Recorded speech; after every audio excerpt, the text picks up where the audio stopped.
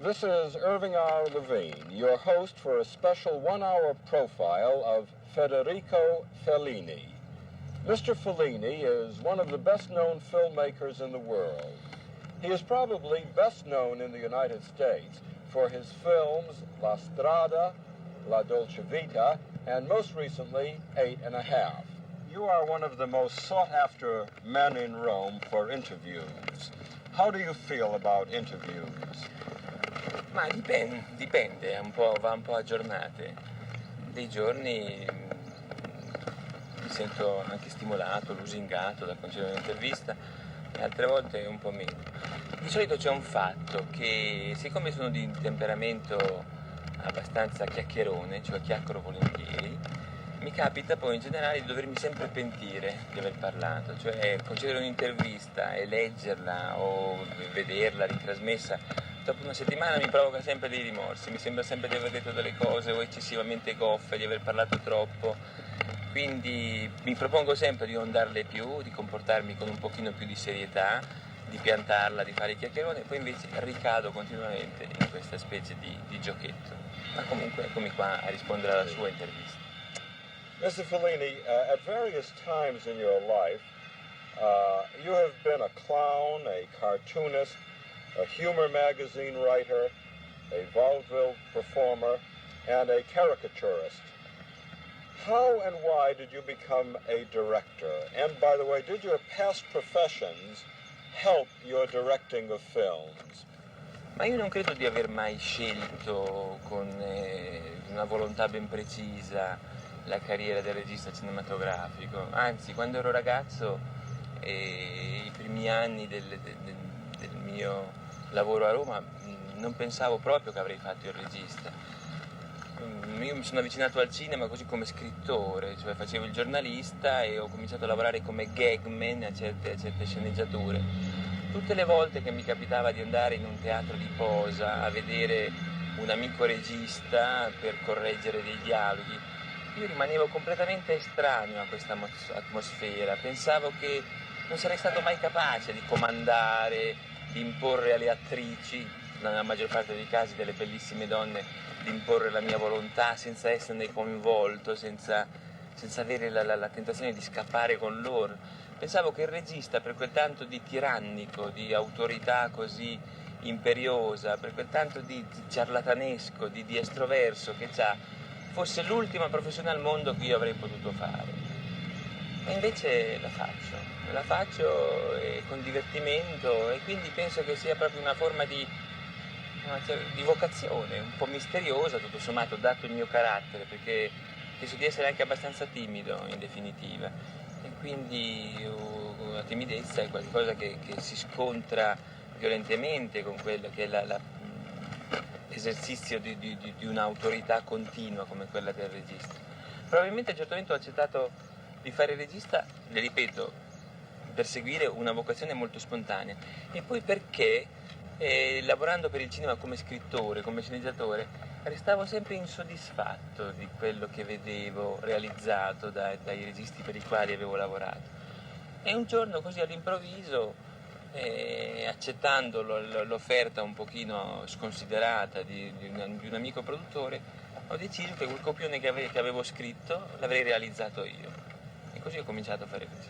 Do you feel that having had experience with various fields of work has made it easier for you to understand characterizations and to do your work as a director? Ma certo, penso di sì, penso che tutta la vita serve a qualche cosa, cioè tutti gli episodi della nostra vita, per chi fa di professione il cantastorie, tutto quello che è accaduto nella sua vita è nutrimento per raccontare questa storia. E in questo caso particolare il fatto che io sia stato giornalista, il fatto che abbia scarabocchiato e fatto dei disegni, che abbia frequentato l'ambiente del varietà e dello spettacolo, che sia sempre stato imbevuto così di questa atmosfera di spettacolo, indubbiamente probabilmente erano così gli arricchimenti allora inconsapevoli, era una specie di rifornimento a un magazzino che più tardi sarebbe stato necessario, al quale più tardi sarebbe stato necessario attingere, insomma. You have made now 9.5 films, I guess. Sì. Which of these is your own favorite? Which are you most satisfied with, and why? Ma io non riesco a essere così obiettivo davanti al mio lavoro, insomma, non riesco a dare un giudizio critico, non riesco a mettermi davanti a un mio film con l'atteggiamento giudicante. Prima di tutto perché mi manca la possibilità di fare un commento critico, nel senso che quando voglio fare un film e quando l'ho fatto non mi ricordo più bene che cos'è che volevo fare, quindi mi viene a mancare il termine di paragone, cioè ho davanti a me soltanto quello che ho fatto e non so più se assomiglia a quello che volevo fare e quindi mi manca un paragone per poter dire sì, mi sono avvicinato o mi sono allontanato. E poi per una forma forse questo che dico può sembrare anche presuntuoso, per una forma di rispetto verso la creazione, verso il film, per cui io mi sento estraneo, mi sembra una cosa che non ho fatto neanche io, mi sembra una creatura che viva fuori di me, sulla quale dare un giudizio, tentare un'interpretazione mi sembra quasi impudito, mi sembra quasi antipatico tento di spiegare psicologicamente perché mi è difficile rispondere alla sua domanda che tendeva a farmi dire qual è il film che preferisco. Posso soltanto avere così delle preferenze di carattere sentimentali, cioè posso dire ecco La Strada, ma non tanto per il film in sé, quanto per le cose che quel film mi ricorda, per la stagione della mia vita in cui l'ho realizzato. Comunque, senza fare tante chiacchiere, per rispondere brevemente alla sua domanda, penso che La Strada è 8,5, sono i film finora ai quali guardo con maggior simpatia, anche quest'ultimo, anche Giulietta degli Spiriti, così intanto approfitto per fare un po' di pubblicità. Many of your films, and perhaps all of your films, leave many of the people in the audience wondering exactly what did Fellini mean. I know in La Dolce Vita people still talk, what did the character of the girl on the beach represent, and so on. There's always an element of mystery as far as interpretation is concerned. Is this something which you do deliberately? Do you seek to create an area which people can decide for themselves? Sa, per un artista è difficile sapere che cos'è ciò che fa deliberatamente e quello che fa misteriosamente, cioè irrazionalmente. È difficile stabilire una linea di confine. Io tutt'al più posso essere informato di quello che faccio deliberatamente sul piano artigianale, cioè in quello che riguarda la costruzione del film, cioè l'aspetto proprio professionale, tecnico. Io so che voglio ottenere un certo effetto e cerco di raggiungerlo e so perché voglio quell'effetto, ma per dei motivi più interiori, per dei significati più interni al film, non credo che si possa dire questo è fatto deliberatamente, insomma la cosa nasce in maniera spontanea e irrazionale, quindi non penso che si possa fare questo processo così di ricerca scientifica che tende ad analizzare ogni momento del film e tutte le intenzioni dell'autore. You've said, or at least it's been reported that you've said, that you as an author are least qualified to talk about your work, that people should not ask you as the author what your work means. Sì, sempre con la concessione di un pochino di enfasi che ci sono appunto nelle dichiarazioni di questo genere e che mi capita purtroppo spesso di fare. Posso pensare di sottoscrivere ancora questa dichiarazione. Sì, io penso che in definitiva l'autore sia il meno autorizzato a parlare su quello che ha fatto, perché è quello che ha fatto che deve parlare. In fondo l'autore è quello che ne sa meno degli altri sulla cosa. L'autore è un mezzo, è uno strumento, è qualcuno a cui per vocazione, per ispirazione, per destino è capitato di dar vita a una certa cosa. Ma quando poi l'autore si mette a parlare su quello che ha fatto, cosa fa?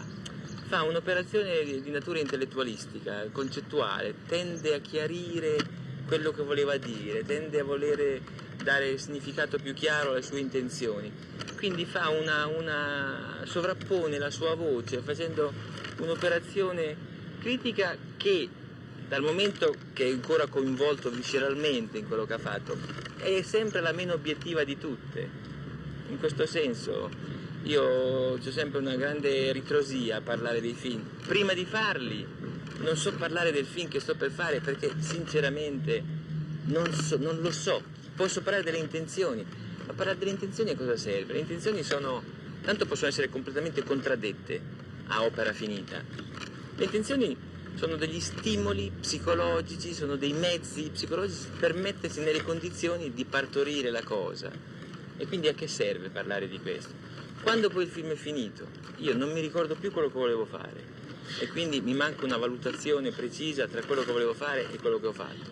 Vedo soltanto quello che ho fatto e a che serve parlarne? Mi sembra che aggiungere, sovrapporre la mia voce al film che ho fatto, sì, se sono di buon umore e ho intenzione di inventare delle fantasie, delle storie, delle bugie su quello che ho fatto per compiacere un amico giornalista, posso farlo e posso chiacchierare e dire delle cose belle o brutte, più o meno fantasiose, ma in definitiva penso che sarebbe meglio star zitti. What other directors or films do you feel have had an influence on your work? Non credo di aver avuto l'influenza precisa di un autore, insomma, penso che il cinema mi abbia influenzato nel senso che il cinema appartiene a una delle esperienze della nostra infanzia, cioè quindi io posso dire di essere stato influenzato dal cinema come sono stato influenzato dalla mia famiglia, dalla mia fidanzata, da mia moglie, dalla Chiesa cattolica, dall'educazione che ho avuto. Cioè un autore è influenzato nel senso che fa suo gli episodi emozionali della sua vita. Ma tornando alla sua domanda, il cinematografo, non mi pare di riconoscere un autore che mi abbia particolarmente, posso dire che cos'è che ho amato, quali sono gli autori cinematografici che ho amato da ragazzo, cioè naturalmente prima di tutti Chaplin è una specie è un autore sul quale non si può neanche dare un giudizio, tanto appartiene alla mitologia dell'infanzia, insomma, è difficile giudicarlo. Chaplin è qualche cosa come Papà Natale, come la mamma, cioè qualche cosa che è entrato nella tua vita nell'età più morbida, più malleabile, che è quella appunto dell'adolescenza, e indubbiamente ha lasciato un suo sedimento. Poi ho avuto una prima autentica esperienza cinematografica con Rossellini, quando ho seguito i 2 film Roma città aperta e Paesale, io ho collaborato alla sceneggiatura di questi film e li ho anche seguiti in una posizione abbastanza comoda, cioè non di assistente, non ero aiuto regista di Rossellini, ero un amico di Rossellini che faceva con lui questo viaggio. Quindi in un certo senso Rossellini può avermi influenzato non dal punto di vista di un autore, di un mondo, ma del modo come faceva il cinematografo. Cioè ho visto che il cinematografo poteva essere fatto con grande facilità, vivendolo, facendone quasi un ritmo vitale. Ecco, questa è stata la scoperta più importante della mia vita per quel che riguarda la mia professione, cioè vedere che si poteva fare il cinematografo come si poteva scrivere, senza obbedire a degli schemi preordinati e senza ricadere nell'aspetto deteriore della professione. What directors working in motion pictures today do you personally feel are doing important work? C'è una confessione che faccio sempre un pochino a fatica perché non vorrei che fosse scambiata per una civetteria. Vado molto poco al cinematografo, seguo molto poco il cinema. Cioè lo faccio con tale passione che poi non mi riesce di farlo come spettatore.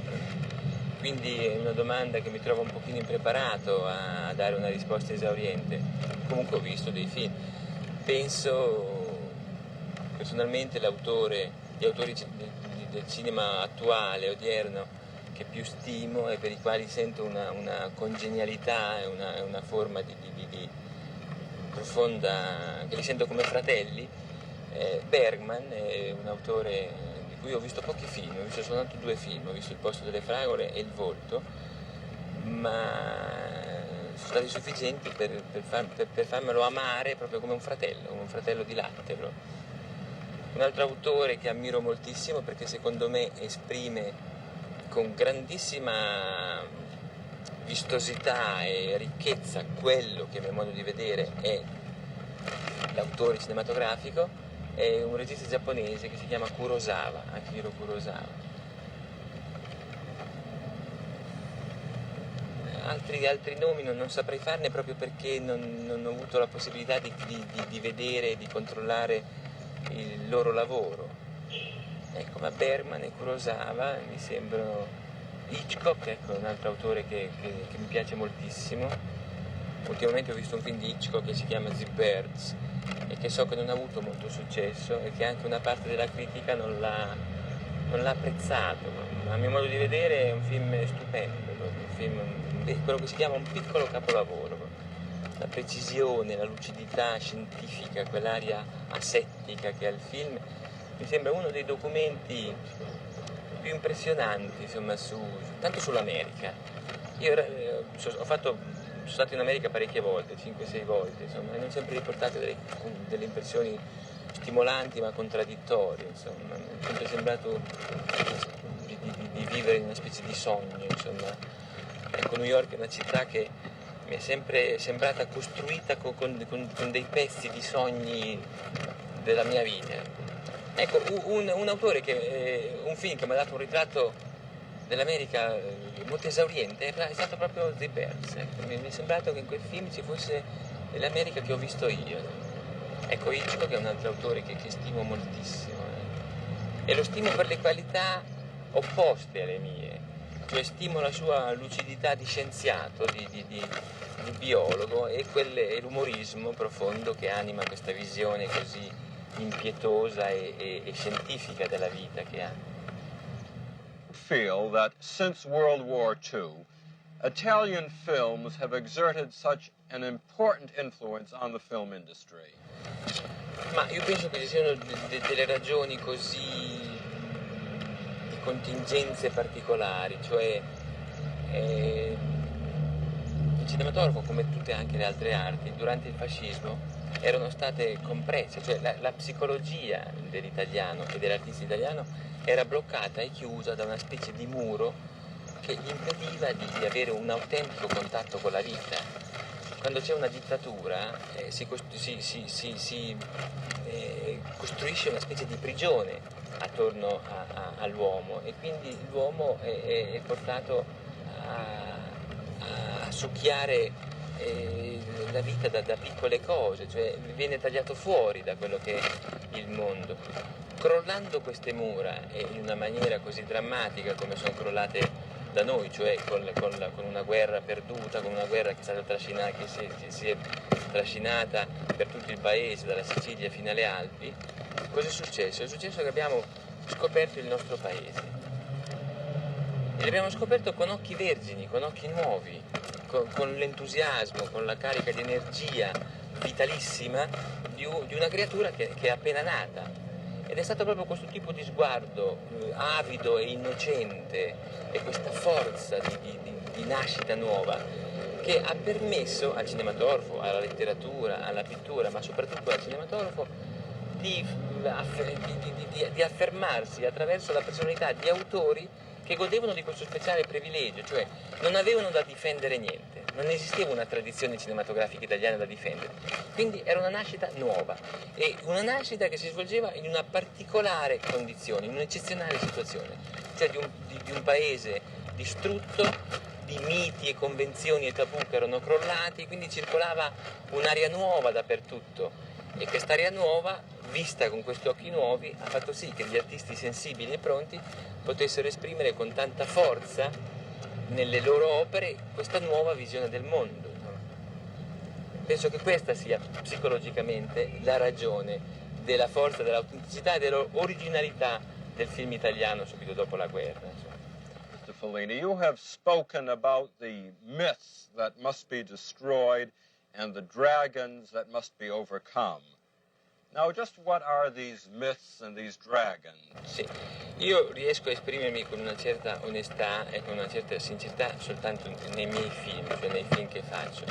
E tutte le dichiarazioni che faccio dopo o sopra i film che ho fatto hanno sempre così, rivelano sempre il disagio di una applicazione a posteriori, cioè mi è difficile concettualizzare le mie storie e quando sono obbligato a farlo lo faccio male. E comunque, per rispondere a questa domanda, voglio dire che nei miei film, o almeno negli ultimi miei 3 o 4 film, la cosa che riconosco torna costantemente è il tentativo di suggerire all'uomo un processo di liberazione individuale, cioè ripercorrere all'indietro una strada per tentare di vedere dov'è che si sono prodotte certe ammaccature, dov'è che sono nate certe malattie, dov'è che psicologicamente si sono formati dei cancri.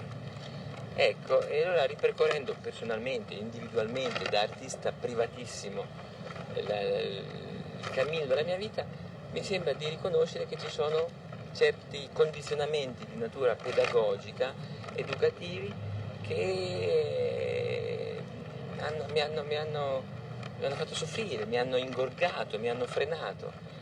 Ecco, la mia presunzione mi porta a pensare che potrebbe essere opera giusta e di un certo aiuto tentare di fare, io nei film che faccio, e uno scrittore nei suoi libri, e un artista nella sua espressione che più gli è congeniale, tentare di identificare quali sono stati questi condizionamenti educativi per tentare di debellarli, di renderli innocui, perché l'errore non si ripeta. Cioè suggerire all'uomo moderno una strada di liberazione interiore, cercando di fargli accettare ed amare la vita così come essa è, senza più idealizzarla, senza più concettualizzarla, senza più proiettarsi in immagini idealizzate o sul piano morale, sul piano etico, ma tentando di restituire all'uomo una sua disponibilità virginale, una sua innocenza, come aveva nell'infanzia, insomma, con la consapevolezza però di questo.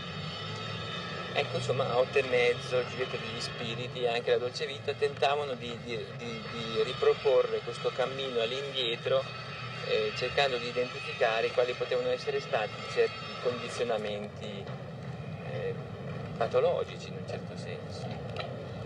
Quindi lei mi domanda quali sono i miti che penso si debbano distruggere, ma gli ideali in generale, ecco, io penso che l'ideale, la vita idealizzata, i concetti idealizzati possono essere estremamente pericolosi proprio per la nostra salute mentale, ed è quello che tento di esprimere nei miei film. In a piece, I believe a magazine piece, which was written about you, you are quoted as having said that the film can influence you like music, like a tom-tom, like a form of magic. It is like playing a certain rhythm on an instrument. After a while, everybody taps it along with you. We are sucked in by this resonance. Now, when this fantastic power is used for the liberation of the spectator, in other words, when it is white magic. In your films, when you make a film that is stimulating, that carries the audience along, how would you guard against working any sort of black magic? What kinds of cautions do you work on yourself? Prima di tutto, non vi dovete mai fidare delle cose che io dichiaro nelle interviste, perché sono sempre portato così a una retorica e a un eccesso di fantasia che tradisce poi in fondo quello che voglio dire. Sì, intendevo dire che il cinematografo è un'arte estremamente suggestiva, cioè ipnotizzante, di grandissima efficacia sul piano della persuasione proprio, è un'arma tremenda, veramente magica, nel senso che può ipnotizzare e obbligare. Tanto il cinematografo ha un ritmo vitale diverso da quello che è il ritmo della vita, cioè c'è un ritmo suo il cinematografo, un ritmo vitale diverso. E a questo ritmo lo spettatore si adegua, cioè si può proprio condizionare quasi il battito del cuore, il respirare dei polmoni può essere condizionato dal cinematografo. Quindi può fare poi cambiare dei ritmi ancora più profondi sul piano proprio della fantasia, del sentimento. Quindi uno strumento terrificante di potenza, insomma, di potenza suggestiva. E certamente si può suggestionare positivamente e negativamente, quindi l'immensa, terrificante responsabilità alla quale io non penso mai, se no mi sentirei schiacciato e non farei più film, l'immensa responsabilità di chi si esprime attraverso l'immagine, la responsabilità proprio non sul piano etico, ma profondamente sul piano umano, proprio perché in quel momento tu hai in mano questo schermo bianco e qualche cosa che può condizionare potentemente milioni di persone. Io ho un particolare modo di lavorare e ho dei collaboratori, degli scrittori, che sono dei collaboratori molto preziosi, con i quali ho stabilito da anni una certa abitudine di lavoro che, vista con occhi strettamente professionali, e parlo così dal punto di vista del cinema americano, potrebbero sembrare abbastanza stravaganti, ma io mi trovo molto bene con questi collaboratori, insomma. Pur considerandomi l'autore dei miei film, sono assistito da scrittori che stimo e con i quali sono dei rapporti di amicizia molto profondi, sono dei collaboratori con i quali c'è una congenialità così totale, per cui possiamo lavorare insieme anche senza vederci, soltanto parlandoci per telefono. Io poi divido i compiti, non pretendo che i miei scrittori scrivono il copione, io do l'incarico a uno di fare un dialogo, a un altro do l'incarico di scrivere tutto quello che vuole su un certo personaggio. Io mi riservo di scrivere molte altre scene e poi quando penso che il fatto letterario, la fase letteraria per me è completa, mi lascio liberi. Io prendo questo materiale che è molto disordinato molte volte, non c'è ancora una sua strutturazione architettonica definita, e comincio a preparare il film veramente, insomma, già a metà sceneggiatura, quando la sceneggiatura non è ancora finita, io ho bisogno di vedere il film in faccia e apro un piccolo ufficio e comincio a vedere gente. Di solito metto un annuncio su un giornale dove dico: Federico Fellini sta per cominciare un nuovo film e desidera vedere tutti quelli che desiderano vedere lui. E quindi è un affluire non soltanto di attori, ma di gente, un annuncio del genere attira tutta la follia che c'è in giro, e quindi è una specie di contatto per me molto divertente e molto stimolante, perché vedendo facce, sentendo parlare, vedendo i vestiti anche della gente che si presenta, comincio a vedere il film più direttamente, e il film comincia a nascere in questo modo. Moltissime volte mi capita di mettere nel film un personaggio nuovo soltanto perché ho visto un tipo che mi piace, quella faccia che ho visto anche, mi sembra che ha a che fare col film, cioè è una faccia del mio film, non c'è la parte, non c'è la situazione, però io so che quella faccia lì sta bene nella tappezzeria del mio film e quindi invento una parte all'ultimo momento, insomma. Ho un modo di fare così che può essere giudicato anche abbastanza bizzarro da un punto di vista produttivo, però in questo modo di fare ormai riconosco una cadenza personale e ho bisogno di fare così. If a young filmmaker came to you, someone who wanted to make films, and asked your advice, said, what is the best way to go about making a film, what would you say to him? You know, it is difficult to answer a question like that because I don't know what is an idealist situation to make a film. One thing that I can say to a young director is to try to be very sincere, to try to be himself, to forget the movies of the other, to forget the producer, to forget and try to be exactly what he is. soltanto questo consiglio, non saprei darne altri. We have been talking with Federico Fellini, one of the world's most distinguished filmmakers, at his studios near the Palatine Hill in Rome. This is Irving R. Levine for The Open Mind.